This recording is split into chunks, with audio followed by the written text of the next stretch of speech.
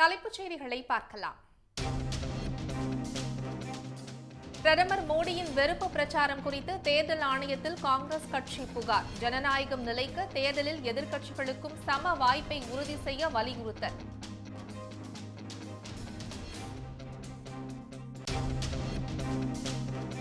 மக்களின் கோபத்திற்கு அஞ்சி பிரதமர் மோடி மதவெறியை தூண்டுவதாக முதலமைச்சர் மு.க.ஸ்டாலின் கடும் கண்டனம். வெறுப்பும் பாகுபாடுமே மோடி வழங்கும் உண்மையான உத்தரவாதம் என்றும் விமர்சனம்.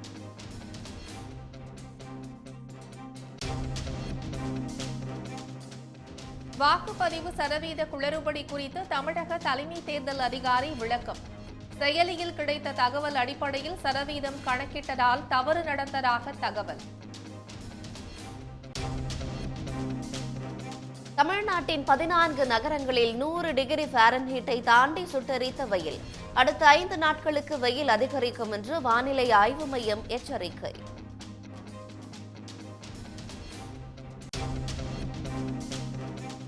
முல்லை பெரியாறில் கேரள அரசு கட்டும் வாகன நிறுத்துமிடம் தொடர்பாக அளித்த ஆய்வறிக்கையை ஏற்க தமிழ்நாடு அரசு மறுப்பு. இந்திய நில அளவைத்துறையின் ஆய்வறிக்கையை ஏற்க முடியாது என உச்சநீதிமன்றத்தில் தமிழ்நாடு அரசு மனு.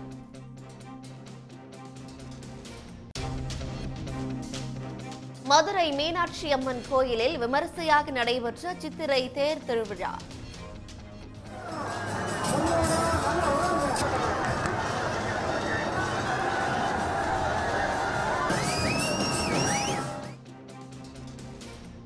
ஆயிரக்கணக்கான பக்தர்கள் ஆட்டம் பாட்டத்துடன் தேரை வடம் பிடித்து இழுத்து சாமி தரிசனம்.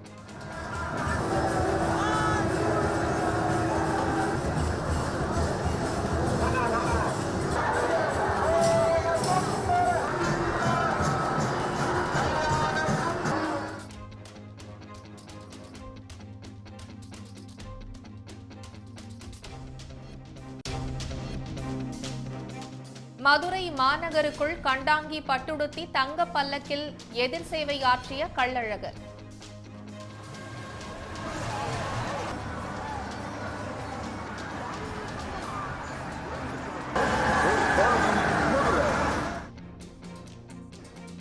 கோவிந்தா முழக்கத்துடன் தண்ணீரை பீச்சி அடித்து அழகரை வரவேற்ற பக்தர்கள். கோடை விடுமுறை மற்றும் அரசு பொது விடுமுறை நாட்களில் பள்ளிகளில் சிறப்பு வகுப்புகள் நடத்தக்கூடாது. மாணவர்களுக்கு உளவியல் ரீதியாக பாதிப்புகள் ஏற்படுத்துவதாக வந்த புகாரை அடுத்து பள்ளிக்கல்வித்துறை உத்தரவு.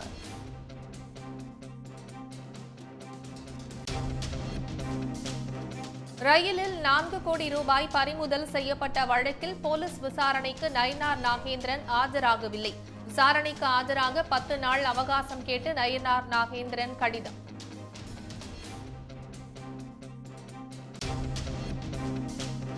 மதுரை சித்திரை திருவிழாவிற்கு சிறப்பான ஏற்பாடுகளை செய்த தமிழ்நாடு அரசுக்கு உயர்நீதிமன்ற மதுரை கிளை பாராட்டு. கள்ளழகர் வைகையில் இறங்கும்போது ஆற்றுக்குள் 2400 பேரை மட்டுமே அனுமதிக்க வேண்டும் என்றும் நீதிமன்றம் உத்தரவு.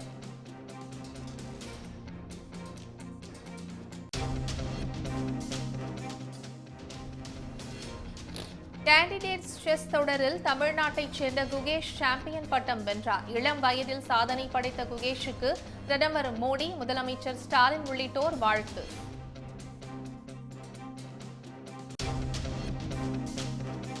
சூரத் மக்களவை தொகுதியில் பாஜக வேட்பாளர் போட்டியின்றி தேர்வானதால் சர்ச்சை. ஜனநாயகம், அரசியலமைப்பு சட்டம் ஆபத்தில் இருப்பதாக காங்கிரஸ் கண்டனம்.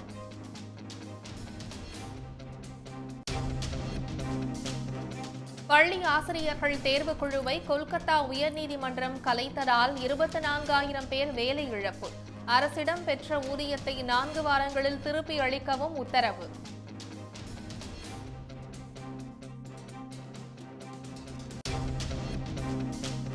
சன் பிக்சர்ஸ் தயாரிப்பில் ரஜினி நடிக்கும் புதிய படத்தின் பெயர் கூலி.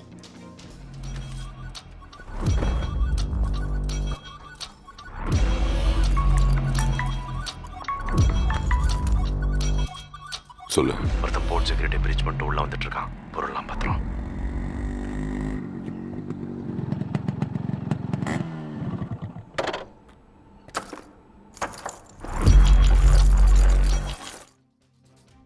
லோகேஷ் கனகராஜ் இயக்கும் படத்தின் டைட்டில் டீசருக்கு ரசிகர்கள் பெரும் வரவேற்பு.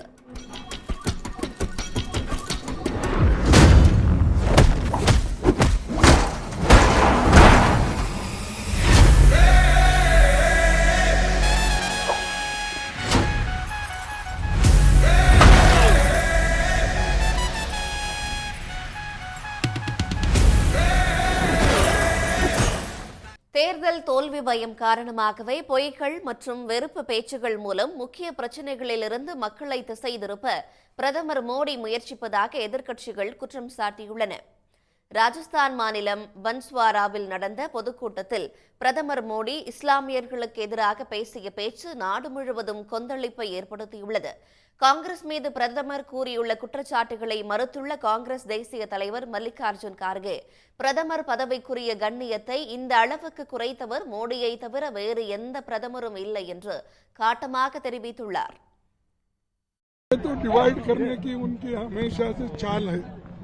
कैसा कौन किसके पास हिम्मत है? अरे यहाँ तो देश को आप कैसा आगे लेंगे वो इम्पोर्टेंट है. वो छोड़कर आप हिंदू मुसलमान शेड्यूल कास्ट बैकवर्ड ये सारी चीजें हर जगह आप जो कर रहे हैं ये वोटों के लिए कर रहे हैं, देश के हित के लिए नहीं. எக்ஸ் தளத்தில் மோடியை பற்றி விமர்சனம் செய்துள்ள காங்கிரஸ் எம்பி ராகுல் காந்தி, முதற்கட்ட வாக்குப்பதிவில் ஏமாற்றம் கிடைத்த பிறகு பொய்கள் மற்றும் வெறுப்பு பேச்சுகள் மூலம் முக்கிய பிரச்சினைகளிலிருந்து மக்களை திசை திருப்பும் வேலைகளில் மோடி ஈடுபட்டுள்ளதாக குற்றம் சாட்டியுள்ளார். இந்து மக்களின் தங்கம் மற்றும் நிலங்களை பறித்து இஸ்லாமியர்களுக்கு தருவதாக காங்கிரஸ் கட்சி எப்போது கூறியது என்று முன்னாள் ஒன்றிய அமைச்சர் ப. சிதம்பரம் கேள்வி எழுப்பியுள்ளார். மார்க்சிஸ்ட் கம்யூனிஸ்ட் கட்சியின் பொதுச் செயலாளர் சீதாராம் யெச்சூரி விடுத்துள்ள சமூக வலைதள பதிவில் மோடியின் வெறுப்பு பேச்சு பிரச்சினையை உச்சநீதிமன்றம் தாமாக முன்வந்து விசாரிக்க வேண்டும் என்று வலியுறுத்தியுள்ளார். பிரதமர் மோடிக்கு நீதிமன்ற அவமதிப்பு நோட்டீஸ் வழங்கி அவருக்கு கடும் தண்டனை வழங்கும் என்று நம்புவதாக யெச்சூரி கூறியுள்ளார். சாதனைகளை கூறி வாக்கு கேட்க முடியாத பாஜக மத ரீதியான பிரச்சினைகளை கிளப்பி வாக்குகளை பெற குறுக்கு வழியை தேடிக்கொண்டிருப்பதாக இந்திய கம்யூனிஸ்ட் மாநில செயலாளர் முத்தரசன் குற்றம் சாட்டியுள்ளார். மூன்றாம் தர பேச்சாளர் போல பேசியிருக்கும் மோடி மீது இந்திய தேர்தல் ஆணையம் கடும் நடவடிக்கை எடுக்க வேண்டும் என மனிதநேய மக்கள் கட்சி தலைவர் ஜவாஹிருல்லா வலியுறுத்தியுள்ளார்.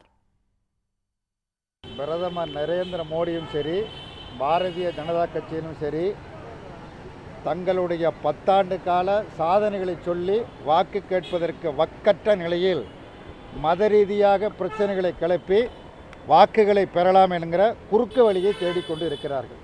அதாவது நாட்டினுடைய நலன் முக்கியமல்ல, நாட்டு மக்களுடைய நலனும் அவர்களுக்கு முக்கியமல்ல. ஏதாவது ஒரு வகையில் மத ரீதியான மோதலை உருவாக்கி மக்களை பிளவுபடுத்தி வாக்குகளை பெற்றுவிட வேண்டும் என்கிற குறுகிய சிந்தனையோடு பிரதமர் செயல்படுகிறார், பாஜக செயல்படுகிறது. நாட்டு மக்கள் நிச்சயமாக இந்த குறுகிய நோக்கத்தை நிராகரிப்பார்கள். மோடியின் மலிவான சொற்பொழிவை இந்த வரலாறு ஆவணப்படுத்தும் என்று நடிகரும் சமூக செயற்பாட்டாளருமான பிரகாஷ் ராஜ் கூறியுள்ளார். அதிகாரத்திற்காக அதிதீவிரமாக உள்ள மன்னரை பற்றி சொல்வதற்கு ஒன்றுமில்லை என்றும் அவர் குறிப்பிட்டுள்ளார். Prime Minister, he should understand this, to what extent he is stooping down. If Manmohan Singh ji was talking about minorities, but when our Prime Minister talks, it becomes Muslims. So what is that hatred he has at him? Now, my request to him, so this is not a time to joke. We have to be very serious. This is a parliamentary elections and we can't have a leader like that who hates a community. India is not known for that. And I think he has to say sorry to this people.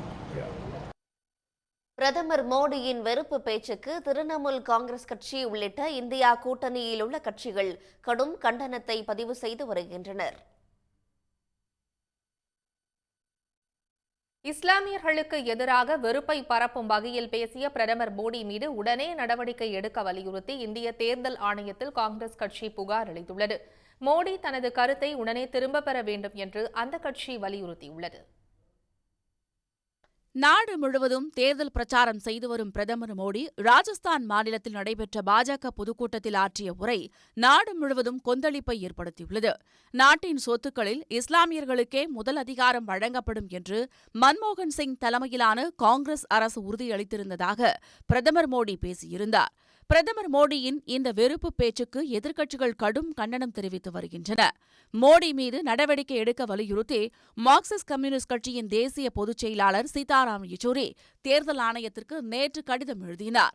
இதன் தொடர்ச்சியாக காங்கிரஸ் மூத்த தலைவர்கள் அபிஷேக் மனு சிங்வி, சல்மான் குர்ஷித் மற்றும் குர்தீப் சத்பால் ஆகியோர் பிரதமர் மீது நடவடிக்கை எடுக்க கோரி தேர்தல் ஆணையத்தில் நேரில் சென்று புகார் அளித்தனர். அப்போது செய்தியாளர்களிடம் பேசிய அவர்கள், சமூக பதற்றத்தை உருவாக்கும் விதத்தில் பேசிய பிரதமர் மோடி மீது கட்டாயம் நடவடிக்கை எடுக்க வேண்டும் என்று தாங்கள் வலியுறுத்தியுள்ளதாக தெரிவித்தனர். தனது கருத்தை பிரதமர் மோடி உடனே திரும்பப் பெற வேண்டும் என்றும் தாம் பேசியது குறித்து விளக்கம் அளிக்க வேண்டும் என்றும் காங்கிரஸ் தலைவர்கள் வலியுறுத்தியுள்ளனர். The higher the post he holds, the more the obligation on him to exercise restraint. Unfortunately, the statement we have quoted is seriously, ridiculously objectionable. We can never expect this from as eloquent a Prime Minister as our Prime Minister. We would pray to him with folded hands to withdraw these comments, to clarify, and we have asked for the Election Commission to state that this is the position. In law, we will do in his respect whatever we do with others. ஜனநாயகத்தில் எதிர்க்கட்சிகள் போட்டியிடுவதற்கான சம வாய்ப்பு எங்கே இருக்கிறது என்று கேள்வி எழுப்பிய காங்கிரஸ் நிர்வாகிகள் தேர்தல் நடத்தை விதிமுறையை பிரதமர் மோடி மீறியுள்ளதாக குற்றம் சாட்டியுள்ளனர். பிரதமர் மோடியின் வெறுப்பு பேச்சுக்கு முதலமைச்சர் மு.க.ஸ்டாலின் கண்டனம் தெரிவித்துள்ளார். பிரதமர் மோடியின் நச்சு பேச்சு இழிவானதும் மிகவும் வருத்தத்திற்குரியது என்று மு.க.ஸ்டாலின் தமது எக்ஸ் பக்கத்தில் பதிவிட்டுள்ளார். மோடியின் தோல்விகளுக்கு எதிரான மக்கள் கோபத்துக்கு அஞ்சி மத உணர்ச்சிகளை தூண்டி வெறுப்பு பேச்சின் மூலம் அவர் தோல்வியை தவிர்க்க பார்ப்பதாகவும் சாடியுள்ளார். வெறுப்பும் பாகுபாடும் தான் மோடியின் அசலான உத்தரவாதங்கள் என்றும் ஸ்டாலின் விமர்சித்துள்ளார். பிரதமரின் அப்பட்டமான வெறுப்புணர்வு தூண்டும் பேச்சை காதில் வாங்காதது போல் இருக்கும் தேர்தல் ஆணையம் நடுநிலையை தவறிவிட்டதாகவும் மு.க.ஸ்டாலின் குற்றம் சாட்டியுள்ளார். இந்தியா கூட்டணியின் மக்கள் தொகை கணக்கெடுப்பு வாக்குறுதிக்கு தவறான பொருள் கற்பித்து பின்தங்கிய வகுப்பினருக்கு கல்வி, வேலைவாய்ப்பு, அதிகாரம் ஆகியவற்றில் உரிய பங்கு கிடைக்க விடாமல் பிரதமர் மோடி தடுப்பதாகவும் அவர் தெரிவித்துள்ளார். இந்தியா கூட்டணி தலைவர்கள் பாஜகவின் வஞ்சகமான திசை திருப்பும் தந்திரங்களை பற்றி கவனமாக இருக்க வேண்டும் என்றும் மோடியின் மோசமான தோல்விகளை அம்பலப்படுத்தும் நமது முயற்சிகளை மேலும் உறுதியுடன் மேற்கொள்ள வேண்டும் என்றும் முதலமைச்சர் மு.க.ஸ்டாலின் கேட்டுக் கொண்டுள்ளார். தேர்தல் ஆணையத்தின் செயலி மூலம் கிடைத்த தகவலை வைத்து வாக்கு சதவீதம் கணக்கிடப்பட்டதால் குளறுபடி ஏற்பட்டதாக தமிழ்நாடு தலைமை தேர்தல் அதிகாரி சத்யபிரதா சாஹூ தெரிவித்துள்ளார். தமிழ்நாட்டில் நடந்து முடிந்த மக்களவைத் தேர்தலில் 69.72% வாக்குகள் பதிவானதாக தேர்தல் ஆணையம் அதிகாரப்பூர்வமாக அறிவித்துள்ளது. முன்னதாக தேர்தல் முடிந்த சில மணி நேரங்களில் வெளியான தகவலில் தமிழ்நாட்டில் 72% வாக்குகள் பதிவானதாக கூறப்பட்டது. அதன் பின்னர் வாக்கு சதவீதம் பற்றிய தகவல்கள் மாறி மாறி வெளியானதால் குழப்பம் ஏற்பட்டது. இந்நிலையில் தமிழ்நாட்டில் வாக்கு சதவீத கணக்கீட்டில் ஏற்பட்ட குளறுபடி குறித்து தமிழ்நாடு தலைமை தேர்தல் அதிகாரி சத்யபிரதா சாஹூ விளக்கம் அளித்துள்ளார். தேர்தல் நடத்தும் அதிகாரி கையொப்பமிட்டு கொடுக்கும் தகவல் வர கால தாமதமாகும் என்பதால் தேர்தல் ஆணையத்தின் செயலியில் பதிவேற்றப்பட்ட தகவல்கள் கவனத்தில் கொள்ளப்பட்டதாக கூறினார். மேலும் செயலியில் அனைவரும் வாக்கு சதவீதம் விவரங்களை பதிவேற்ற வேண்டிய கட்டாயம் இல்லாததால் சிலர் மட்டுமே அப்டேட் செய்ததாகவும் கூறினார். இதன் காரணமாகவே வாக்கு சதவீத கணக்கீட்டில் தவறு நடந்துவிட்டதாக அவர் கூறினார். வாக்குப்பதிவு தொடர்பாக வாக்குச்சாவடி தலைமை அலுவலர்கள் தங்கள் வாக்குச்சாவடிகளில் பதிவாகும் வாக்குகள் தொடர்பான தகவல் 17C ஆவணத்தை வாக்கு எண்ணிக்கை மையத்தில் அளிப்பர். இந்த 17C ஆவணத்தின் அடிப்படையில்தான் உதவி தேர்தல் நடத்தும் அலுவலர் இறுதி வாக்குப்பதிவு சதவீதத்தை பதிவேற்றம் செய்வார் என்றும் சத்யபிரதா சாஹூ தெரிவித்துள்ளார். அடுத்த 5 நாட்களுக்கு தமிழ்நாட்டின் உள் மாவட்டங்களில் இயல்பை விட 2-3 டிகிரி செல்சியஸ் வெப்பம் அதிகரிக்கும் என்று வானிலை ஆய்வு மையம் எச்சரித்துள்ளது. தென்னிந்திய பகுதிகளின் மேல் வளிமண்டல கீழடுக்குகளில் காற்றின் திசை மாறுபடும் பகுதி நிலவுவதால் வரும் 28ஆம் தேதி வரை தென் தமிழ்நாட்டின் ஓரிரு இடங்களில் லேசான மழை பெய்யக்கூடும் என்று ஆய்வு மையம் கூறியுள்ளது. அதே நேரம் தமிழ்நாட்டின் உள் மாவட்டங்களில் இயல்பை விட 2-3 டிகிரி செல்சியஸ் வெப்பம் அதிகரிக்கும் என ஆய்வு மையம் தெரிவித்துள்ளது. அதிகபட்சமாக வட தமிழக உள் மாவட்டங்களின் சமவெளி பகுதிகளில் ஒரு சில இடங்களில் 39 முதல் 41 டிகிரி செல்சியஸ் வெப்பமும், குறைந்தபட்சமாக இதர சமவெளி பகுதிகள் மற்றும் புதுச்சேரியில் 34 முதல் 38 டிகிரி செல்சியஸை ஒட்டியே வெப்பநிலை இருக்கும் என்றும் கூறியுள்ளது. அடுத்த 2 வாரங்களும் இதே நிலை நீடிக்கும் என வானிலை ஆர்வலர் பிரதீப் ஜான் கூறியுள்ளார். இது அடுத்து நம்ம பார்க்கும்போதே நமக்கு ஏப்ரல் பெரிய ஒரு மழைக்கான வாய்ப்பு அடுத்த 2 வாரத்துக்கு நமக்கு தெரிகிற மாதிரி இல்லை. மே முதல் வாரம் 2ஆம் வாரம் வரைக்குமே இதே ட்ரெண்டு தான் இருக்க போகுது. இந்த வறண்ட வானிலை காண்றதுனால மேபி அந்த ஏப்ரல் மாத இறுதி மே முதல் வாரத்துலலாம் பார்த்தீங்கன்னா இன்னும் வெப்பம் அதிகத்துக்கான வாய்ப்பு இருக்குது. 42ன்றது உள் மாவட்டங்களில் ஈவன் 43 கூட அவங்களுக்கு போகிறதுக்கான வாய்ப்பு இருக்குது. அதே மாதிரி சென்னை போன்ற இதில் இப்போ நம்ம 37, 38 இருக்குன்றது 40 கூட தொட்டுறதுக்கான வாய்ப்பு அதிகமாக இருக்குன்னு பார்க்குறோம். வெப்பநிலை மற்றும் ஈரப்பதம் அதிகம் இருக்கும் பொழுது ஓரிரு இடங்களில் பாதிப்பு ஏற்படலாம் என்பதால் எச்சரிக்கையாக இருக்குமாறு வானிலை மையம் அறிவுறுத்தியிருக்கிறது. அதிகபட்சமாக நேற்று ஈரோட்டில் 42 டிகிரி செல்சியஸ் வெப்பம் பதிவாகியுள்ளது. கமுதி சுற்றுவட்டாரத்தில் இயற்கை முறையில் சாகுபடி செய்யப்படும் மிளகாய்க்கு மவுசு அதிகரித்துள்ளது. கடந்த 7 ஆண்டுகளுக்கு முன்பு 10 டன் அளவுக்கு மிளகாய் ஏற்றுமதி செய்யப்பட்ட நிலையில் தற்போது 400 டன் வரை ஏற்றுமதி செய்து நல்ல லாபம் பார்த்து வருகின்றனர். அது பற்றி விளக்குகிறது இந்த செய்தி தொகுப்பு. ராமநாதபுரம் மாவட்டம் கமுதி சுற்றுவட்டார பகுதிகளான பாக்குவெட்டி, கீழவலசை, செங்கப்படை, ராமசாமிப்பட்டி, பாறைக்குளம் உள்ளிட்ட 15 கிராமங்களைச் சேர்ந்த 500 விவசாயிகள் ஒன்றிணைந்து மிளகாய் சாகுபடியை செய்து வருகின்றனர். இயற்கை வேளாண் உரங்களை மட்டுமே பயன்படுத்தி சாகுபடி செய்யப்படும் இந்த மிளகாய் மொத்தமாக கொள்முதல் செய்யப்பட்டு கமுதி குடோன்களில் குவிக்கப்படுகிறது. பின்னர் அங்கு சோடை வத்தல்கள் தரம் பிரிக்கப்பட்டு 20 கிலோவாக பேக்கிங் செய்யப்பட்டு அமெரிக்கா, துபாய், ஜெர்மன் உள்ளிட்ட நாடுகளுக்கு ஏற்றுமதி செய்யப்படுகிறது. தனியார் நிறுவனம் ஒன்று இந்த மிளகாய்களை வெளிநாடுகளுக்கு ஏற்றுமதி செய்து அதில் கிடைக்கும் லாபத்தில் விளைவித்த விவசாயிகளுக்கும் பங்கு கொடுக்கிறது. 1 கிலோ மிளகாய் 190 முதல் 210 ரூபாய் வரை விற்பனையாவதால் விவசாயிகள் மகிழ்ச்சி அடைந்துள்ளனர். கமுதி ஏரியாவில் உள்ள ஒரு 10-20 கிராமத்தில் உள்ள 500 விவசாயி ஒன்று சேர்ந்து இயற்கையான முறையில் நாங்கள் சுத்தமாக மருந்தடிக்காமல், கெமிக்கல் யூஸ் பண்ணாமல் சுத்தமாக தெளிவான முறையில் விவசாயம் பண்ணி கொடுக்கறனால எங்களுக்கு 6 மாதத்துக்கு முன்னாடியே எங்களுக்கு ஒவ்வொரு கம்பெனிலேருந்து எனக்கு இத்தனை டன்னு 10 டன் கொடுங்க 5 டன் முன்னக்கூடி அட்வான்ஸ் பண்ணிடுறாங்க. அதனால் எங்கள் கமுதி ஏரியா வத்தல் எப்போயுமே எங்களுக்கு டிமாண்ட் வரும். ஏன் என்ன காரணம்னா மற்ற ஏரியாவில் மருந்து அடிச்சிருப்பாங்க 150 ரூபாய்க்கு விலை போகும். நம்ம ஏரியா கமுதியில் மட்டும் எக்காரணம் கொண்டு மருந்து அடிக்கிறது இல்லை. அதனால் இன்றைக்கி 200 ரூபாய்க்கு வத்தல் வைக்கிறது விவசாயி வர ரொம்ப சந்தோஷமாகும். வருஷத்துக்கு வருஷம் 5 ஏக்கர் 10 ஏக்கர் எல்லாமே எக்ஸ்ட்ரா பண்ணிகிட்டு இருக்காங்க. வெளியூரில் இருந்தாலும் கூட இங்கே விவசாயம் பண்ணக்கூடிய சூழ்நிலை ஆகிக்கிருச்சு. இது எங்களுக்கு ரொம்ப சந்தோஷமாக. அதுபோக இங்கே 100 பேர் 150 பேர் டெய்லி வேலை செய்யக்கூடிய தரம் பிரிக்கும் சோடை வத்தல், குச்சி கிச்சி எல்லாத்தையும் எடுத்து தரம் பிரித்து தெளிவான முறையில் கொடுக்கனால நம்ம கமுதி ஏரியா வத்தல் இயற்கையான விவசாயம் பண்ணுறதுனால மிக மிக முக்கியத்துவம் வாங்கியிருக்கு. எனக்கு அரசு ரொம்ப ஹெல்ப் பண்ணுது. கடந்த 7 ஆண்டுகளுக்கு முன்பு 10 டன் அளவுக்கே ஏற்றுமதி செய்யப்பட்ட நிலையில் கமுதி மிளகாய்க்கு வெளிநாடுகளில் மவுசு அதிகரித்துள்ளதால் தற்போது ஆண்டுக்கு 400 டன் வரை ஏற்றுமதி செய்யப்படுகிறது. கடந்த 3 ஆண்டுகளில் மட்டும் 1200 டன் மிளகாய் ஏற்றுமதி செய்யப்பட்டுள்ளது. சோடை எடுத்துட்டு தெளிவாக வத்தல் 20 கிலோ பேக் பண்ணிவிட்டு ஒயிட் பேக்கில் பேக் பண்ணிவிட்டு நம்ம கோல்ட் ஸ்டோரேஜ் வைக்கும். அங்கிருந்து நம்ம டெஸ்டிங் எடுத்துட்டு பாஸ் ஆயா நம்ம USA, அமெரிக்கா, UAE இதர வெளிநாட்டுக்கு எக்ஸ்போர்ட் பண்ணிட்டு இருக்கு. இது மூலமாக நமக்கு கிடைக்கிற லாபம் ஒரு ஷேர் ஃபார்மர்ஸ்க்கு விவசாயிகளுக்கு நம்ம அதிகமாக கொடுத்துட்டு. இப்போ மார்க்கெட் ரேட்டு 180 ரூபா 170 ரூபா நடந்து இருந்தால ஒரு 20 ரூபா 30 ரூபா நம்ம விவசாயிகளை எக்ஸ்ட்ரா கொடுத்து நம்ம பர்ச்சேஸ் பண்ணிட்டு எக்ஸ்போர்ட் பண்ணிட்டு இருக்கு.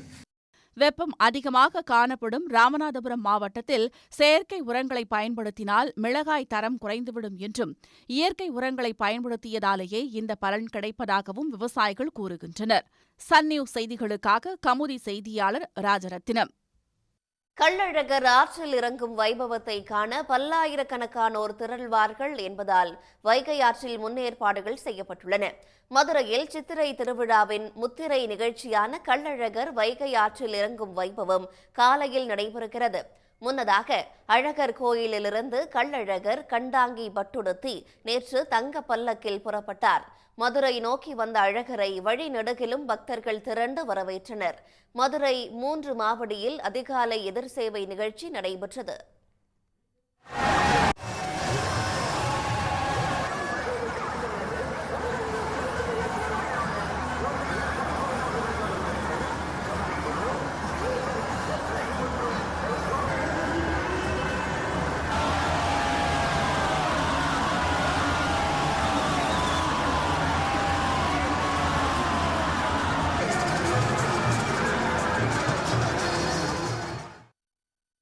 நள்ளிரவு தல்லாக்குளம் பிரசன்ன வெங்கடாச்சலபதி பெருமாள் கோயிலில் தங்க குதிரை வாகனத்தில் எழுந்தருளி ஆண்டாள் சூடி கொடுத்த மாலையுடன் 1000 பொன் சப்பரத்தில் கள்ளழகர் காட்சியளிப்பார். பின்னர் அதிகாலை தல்லாக்குளம் கருப்பணசாமி கோயிலிலிருந்து தங்க குதிரை வாகனத்தில் புறப்படும் கள்ளழகரை வீரராகவ பெருமாள் வரவேற்க பல்லாயிரக்கணக்கான பக்தர்கள் முன்னிலையில் வைகை ஆற்றில் இறங்க உள்ளார். இதையொட்டி ஆழ்வார்புரம் வைகை ஆற்று பகுதியில் பாதுகாப்பு முன்னேற்பாடுகள் செய்யப்பட்டுள்ளன. ஆற்றில் இறங்கும் பக்தர்களின் வசதிக்காக கரையோர தடுப்பு சுவர்களின் அருகில் 2 பெரிய அளவிலான படிக்கட்டுகள் அமைக்கப்பட்டுள்ளன. வடகரை பகுதியில் தடுப்பு வேலிகளுடன் கூடிய பாதையில் பக்தர்கள் வரிசையாக அனுமதிக்கப்பட்டு தென்கரை வழியாக உள்ள படிக்கட்டில் வெளியேறும் வகையில் ஏற்பாடுகள் செய்யப்பட்டுள்ளன. இது தவிர 100க்கும் மேற்பட்ட சிசிடிவி கேமராக்கள், கண்காணிப்பு கோபுரங்களும் அமைக்கப்பட்டுள்ளன. கள்ளழகர் ஆற்றில் இறங்கும் வைபவத்தையொட்டி வைகை ஆற்று மண்டப படிகள் பூக்களால் அலங்கரிக்கப்பட்டுள்ளன. உடனுக்குடன் செய்திகளை தெரிந்து கொள்ள சன் நியூஸ் பெல் ஐகானை கிளிக் பண்ணுங்க.